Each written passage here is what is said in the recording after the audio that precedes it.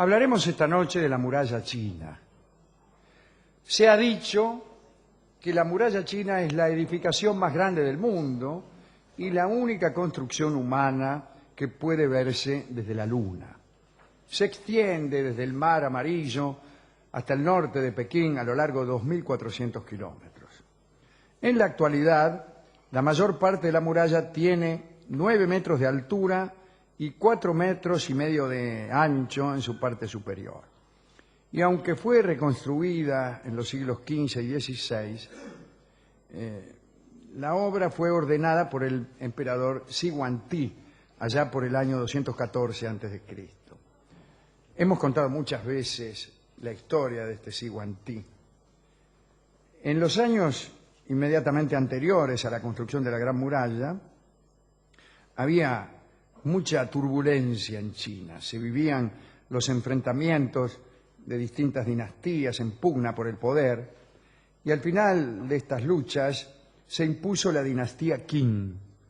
Su victoria supuso, en primer lugar, la supremacía sobre las llamadas Qi, Yang, Zhao, Han y Wei.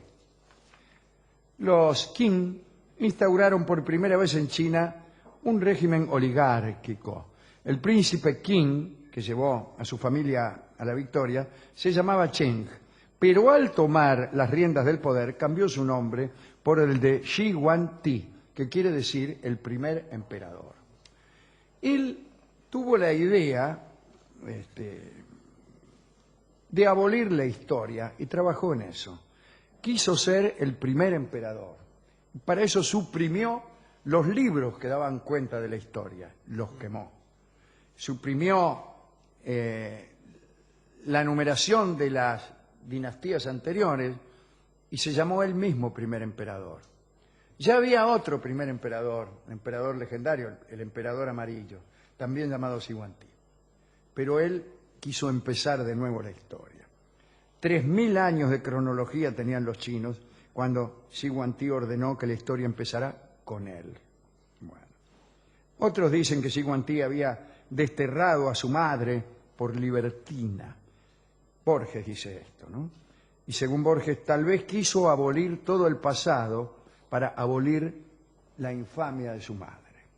Shi Huangdi quiso recrear el principio del tiempo. Se llamó Huangdi para ser de algún modo aquel emperador amarillo que se llamaba Huangdi, ¿no? Emperador casi mitológico, al que atribuían la invención de la escritura y de la brújula. Pero este Shi Huangdi prohibió que se mencionara la muerte, buscó el elixir de la inmortalidad y se recluyó en un palacio que constaba de tantas habitaciones como días hay en el año. O sea, 365 más una prefabricada que tenía para los años bisiestos. Se dice que cada noche dormía en una habitación distinta con el fin de eludir a la muerte. Soñó fundar una dinastía inmortal y ordenó que sus herederos se llamaran segundo emperador, tercero, cuarto y así infinitamente. Adoptó también otras medidas nada simpáticas, de las cuales no hemos hablado tanto aquí. Obligó a que todo el mundo, a excepción de los miembros del ejército imperial, entregara las armas para fundirlas y fabricar enormes esculturas que iban a servir para adornar la residencia del emperador. Además, desterró a todas las familias rivales. Según un documento contemporáneo, Shi Huangdi, empeñado en que nadie pudiera arrebatarle la hegemonía, ordenó en un solo año el destierro de 120.000 familias. En cuanto a la muralla, la mandó a construir para protegerse de las tribus nómades del norte, ¿no? Los chinos lo llamaban Xiongnu y los descendientes fueron los temibles hunos, que después, andando y andando, llegaron a la Europa central. Cuando Shi Huangdi concibió la Gran Muralla, integró en ella algunos trechos que ya se habían construido antes. Estos trechos estaban en la región septentrional, en el norte, ¿no? Meng Tian, que era un general del emperador, procuró que la realización se llevara a cabo de manera sistemática. Grandes tramos de muralla cruzaban montañas o desiertos en los que no había nada. Así, antes de que comenzaran las obras, se instalaron a lo largo de las rutas que conducían hasta las obras 34 bases de aprovisionamiento. Se abrieron miles de kilómetros de rutas nuevas para que tanto los obreros como los equipos pudieran trasladarse. Parece que los ladrones que interceptaban las provisiones antes de que pudieran llegar a su destino constituían un verdadero azote. Para ello se construyeron torres de vigilancia a lo largo de la muralla a 2 flechazos de distancia una de otra. Estas torres tenían capacidad para albergar a las guarniciones y almacenar alimentos, qué sé yo, naranja. Naranja justamente no. Y estas torres mantenían a raya a los bandidos. La construcción de la muralla era tan importante que el emperador estuvo dispuesto a exigir algunos sacrificios con tal de terminarla. Las canciones populares de la época tomaron las quejas de los chinos, que estaban hartos de tanto esfuerzo. Se escribieron cientos de poemas en los que se expresaba el dolor por la ausencia de los familiares que trabajaban en la muralla. Es que ser llamado a la muralla implicaba, si no la pronta muerte, trabajar allí la vida entera. Quiero decir, el que se iba a trabajar a la muralla no volvía más. No volvía más. Se cuenta que los capataces eran tan crueles que al que cometía algún error lo mataban y enterraban sus restos sin ceremonia alguna entre los materiales del muro. La Gran Muralla cobró miles de víctimas. Los obreros que trabajaron en ella tuvieron que vencer enormes dificultades, etcétera, etcétera.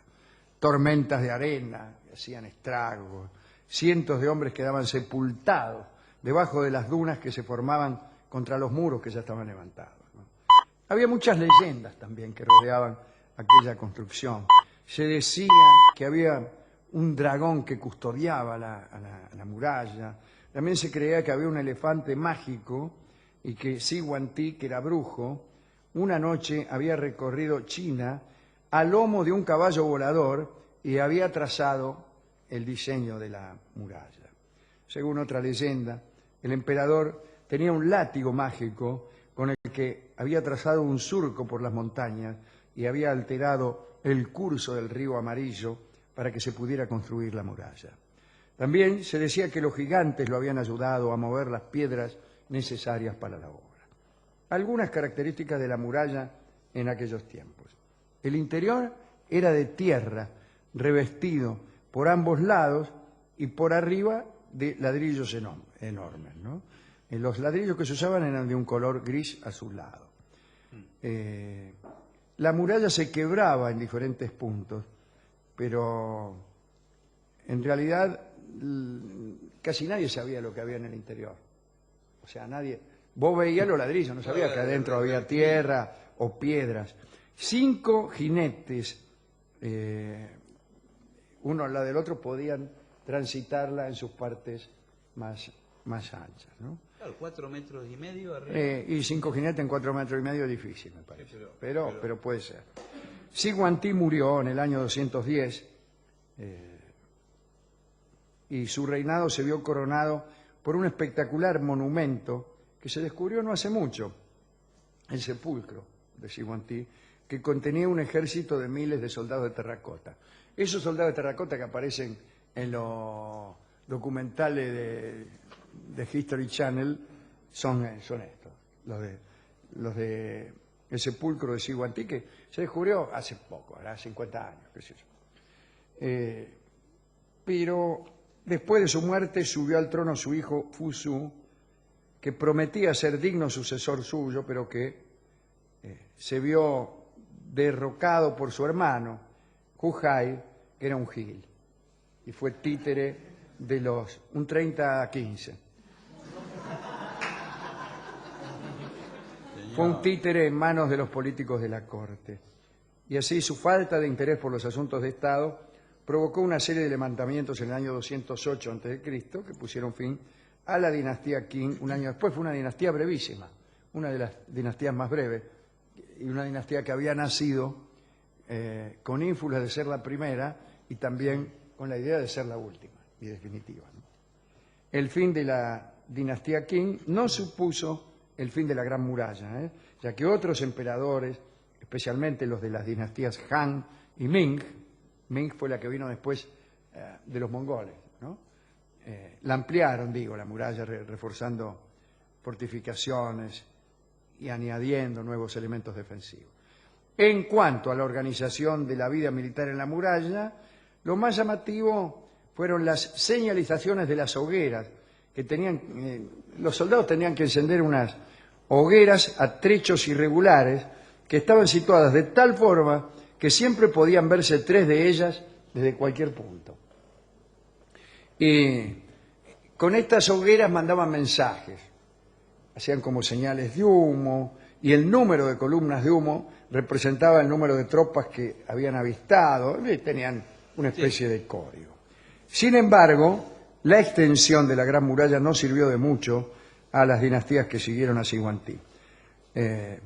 Los Ming no pudieron oponer una barrera a los tártaros, a los manchúes, que entraron en China y gobernaron hasta hace pocos años. Los Ming en realidad fueron los que vinieron después, como acabo de decir, de los mongoles, que también superaron la muralla. Y se llaman Ming porque a mí me parece porque yo cada vez que consulto esto con el chino de abajo de mi casa, el tipo no me dice nada. Pero Ming quiere decir brillante. Y fue una dinastía de resurgimiento y de brillo, ¿no? Pero ya les digo, no estoy seguro. Una falla de los artilleros Ming, que casi permitió la derrota ante los tártaros. Los cañones que habían ubicado en la muralla necesitaban tanto tiempo para recargarse que los invasores podían reparar los desperfectos hechos por el disparo anterior, de tanto tiempo que les daban. A todo esto, algunas de esas piezas estaban empotradas en la muralla, entonces no podían cambiar la puntería. Quienes disparaban debían esperar a que el enemigo se pusiera justo delante. Entonces recién tiraban. Por favor. Bueno. Después de varias restauraciones, bien se puede decir que es muy poco lo que queda de la primitiva muralla, ¿no? Pero, como decía Borges, el incendio de las bibliotecas y las edificaciones de las murallas son operaciones que de un modo secreto se anulan. Dice Borges porque este hombre quemó bibliotecas y construyó murallas, ¿no? Yo creo que una muralla está siempre destinada a caer, ¿no? En todo cerco se supone que el sitiador es el que es dueño del territorio vecino, ¿no? Que está en situación de impedir el abastecimiento del sitiado, y el que toma decisiones es el que está afuera, el que está sitiando. Así que uno puede decir que y de hecho es así, Claro. Todas las plazas sitiadas, más tarde o más temprano, caen. El destino de toda muralla, entonces, es ser derribada. Claro, ante semejante postulación, un espíritu práctico puede decir, bueno, entonces, ¿para qué resistir un asedio? Si el asedio va a triunfar, si al fin habremos de capitular, bueno, ¿para qué demorarse en las tribulaciones del heroísmo? Mejor rendirse y listo. A mí me parece que la respuesta a esta objeción liviana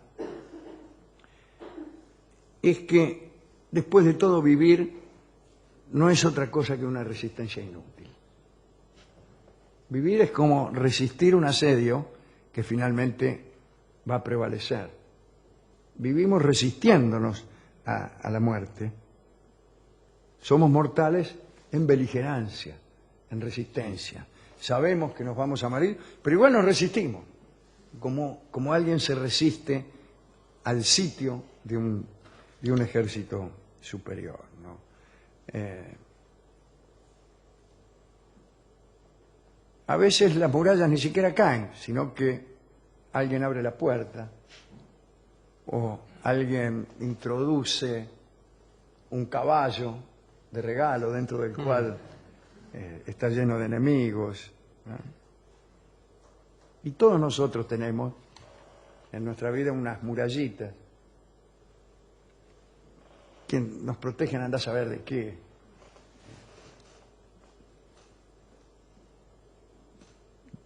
No sé de qué nos protegen, pero son murallitas que caen, ¿no?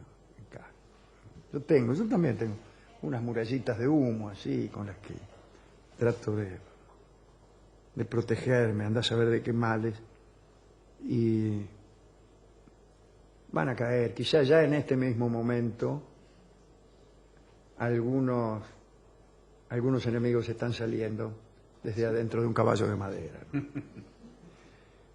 Hemos ido a la discoteca